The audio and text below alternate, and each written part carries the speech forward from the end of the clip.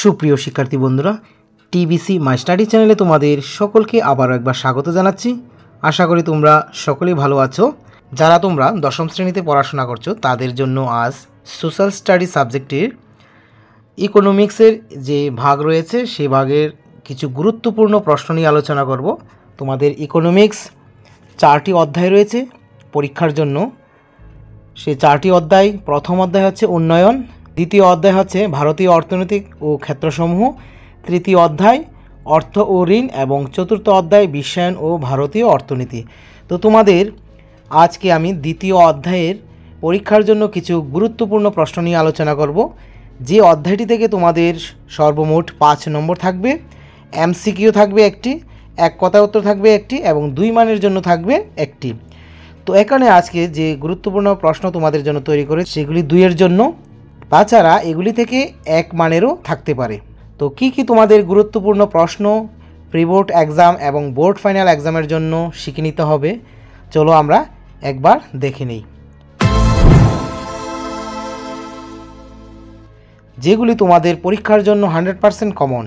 প্রথম প্রশ্ন, মোট অভ্যন্তরীণ উৎপাদন জিডিপি বলতে কি বোঝায়? এটা মডেল কোশ্চেনও রয়েছে, খুবই গুরুত্বপূর্ণ সেই প্রশ্নটি।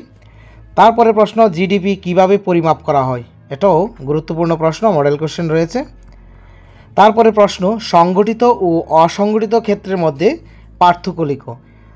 যেহেতু এই অধ্যায় থেকে 2 এর মান আসবে তাহলে 2টি পার্থক্য লিখতে বলা হবে। তো এই প্রশ্নটা খুবই ইম্পর্ট্যান্ট। বেকারত্ব বলতে কি বোঝো? উন্মুক্ত বেকারত্ব ও ছদ্মবেশী বেকারত্বের মধ্যে পার্থক্য লিখো। এই প্রশ্নটাও খুবই ইম্পর্ট্যান্ট। তারপরে প্রশ্ন, ভারতের অর্থনীতির উন্নয়নের জন্য তৃতীয় বা পরিষেবা ক্ষেত্র এত গুরুত্বপূর্ণ কেন? এই প্রশ্নটার অথবা দিয়ে থাকতে পারে, তৃতীয় ক্ষেত্রটি অন্য 2টি ক্ষেত্র থেকে আলাদা কেন? এই অধ্যায়টি থেকে যে 3টি ক্ষেত্র রয়েছে সেই 3টি ক্ষেত্র থেকে তৃতীয় ক্ষেত্রটা হচ্ছে অনেক গুরুত্বপূর্ণ। তো তোমরা এই অধ্যায়টি থেকে যখন প্রশ্নগুলি শিখবে তখন বুঝতে পারবে। মরশুমি বেকারত্ব কাকে বলে? সেবা ক্ষেত্রের সংজ্ঞা দাও। অর্থাৎ সেবা ক্ষেত্র হচ্ছে তৃতীয় ক্ষেত্র, তার 2টি উদাহরণ লিখো। ধরো পরীক্ষাতে এটা 1 এর জন্য আসতে পারে, 2 এর জন্য আসতে পারে। অর্থনৈতিক ও অনর্থনৈতিক কাজের মধ্যে 2টি পার্থক্য লিখো। প্রাথমিক ক্ষেত্র বা কৃষিক্ষেত্র কাকে বলে? উদাহরণ দাও। এটাও খুবই ইম্পর্ট্যান্ট, 1 এর জন্য বা 2 এর জন্য গুরুত্বপূর্ণ। মাধ্যমিক ক্ষেত্র বা শিল্পক্ষেত্র কাকে বলে? উদাহরণ দাও। এটাও 1 এর জন্য বা 2 এর জন্য। তো আমি যে 3টি ক্ষেত্রের কথা বলেছি, এই 3টি ক্ষেত্র হচ্ছে একটি তৃতীয় ক্ষেত্র অর্থাৎ সেবা ক্ষেত্র, আরেকটি হচ্ছে শিল্পক্ষেত্র অর্থাৎ মাধ্যমিক ক্ষেত্র, আরেকটা হচ্ছে প্রাথমিক ক্ষেত্র বা কৃষিক্ষেত্র। এই 3টি সংজ্ঞা তোমরা ভালো করে শিখে নেবে। এগুলি থেকে পরীক্ষাতে এক কথায় উত্তর বা সঠিক উত্তর বা 2 এর মান আসতে পারে। তারপরে প্রশ্ন, অর্ধবেকার বলতে কি বোঝো? এটাও খুবই গুরুত্বপূর্ণ প্রশ্ন, 1 এর জন্য হোক বা 2 এর জন্য। তারপরে যেটা বলছি খুবই ইম্পর্ট্যান্ট প্রশ্ন, এনরেগা 2005 এর লক্ষ্য বা উদ্দেশ্যগুলি কি কি? ভেরি ইম্পর্ট্যান্ট প্রশ্ন। তারপরে অর্থনীতির প্রধান ক্ষেত্র কয়টি ও কী কী? যেটা পূর্বে আলোচনা করেছি, 3টি ক্ষেত্র রয়েছে, প্রাথমিক ক্ষেত্র, মাধ্যমিক ক্ষেত্র এবং সেবা ক্ষেত্র, যেটা সেবা ক্ষেত্র হচ্ছে তৃতীয় ক্ষেত্র। অসংগঠিত ক্ষেত্র কাকে বলে? একটি অসংগঠিত ক্ষেত্রের উদাহরণ দাও। খুবই ইম্পর্ট্যান্ট প্রশ্ন। অসংগঠিত ক্ষেত্রে কর্মীরা কি কি অসুবিধা ভোগ করে? অর্থনৈতিক ক্ষেত্র কাকে বলে? উদাহরণ দাও। কিভাবে অসংগঠিত ক্ষেত্রে শ্রমিকদের সুরক্ষা দেওয়া যায়? সরকারি ক্ষেত্র ও বেসরকারি ক্ষেত্রের মধ্যে 2টি পার্থক্য লিখো। এটাও ইম্পর্ট্যান্ট।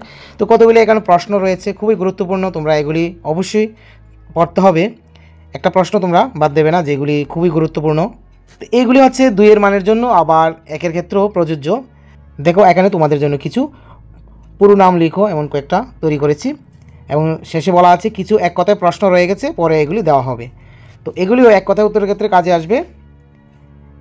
MGN রেগার পুরো নাম কি? Mahatma Gandhi national rural employment guarantee act. তারপরে NABARD NABARD national bank for agriculture and rural development. তারপর TISCO Tata iron and steel company. IRDPর পুরো নাম ইন্টিগ্রেটেড রুরাল ডেভেলপমেন্ট প্রোগ্রাম। জিডিপির পুরো নাম হচ্ছে গ্রস ডোমেস্টিক প্রোডাক্ট। ঠিক আছে, আশা করি আমার সুপ্রিয় শিক্ষার্থী বন্ধুরা এই অধ্যায় থেকে যে গুরুত্বপূর্ণ তোমাদের জন্য প্রশ্ন তৈরি করেছি সেগুলি বুঝতে পেরেছো।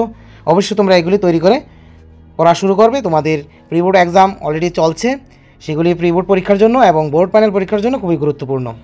তো সুপ্রিয় শিক্ষার্থী বন্ধুরা, আজকের এই ভিডিওটি এখানেই শেষ করছি। যারা তোমরা এই চ্যানেলে নতুন আছো, এই চ্যানেলটিকে অবশ্যই সাবস্ক্রাইব করে পাশে থাকবে এবং পাশে থাকা বেল আইকন অবশ্যই প্রেস করে দেবে এবং তোমাদের অন্যান্য বন্ধুদের সঙ্গে এই ভিডিওটি অবশ্যই শেয়ার করে দেবে। তোমাদের একটি লাইক এবং কমেন্ট আমাকে অনেক উৎসাহিত করে। তোমরা পাশে আছো বলেই আমি এতটা উৎসাহিত হই। তো always by the side of the students. Thank you.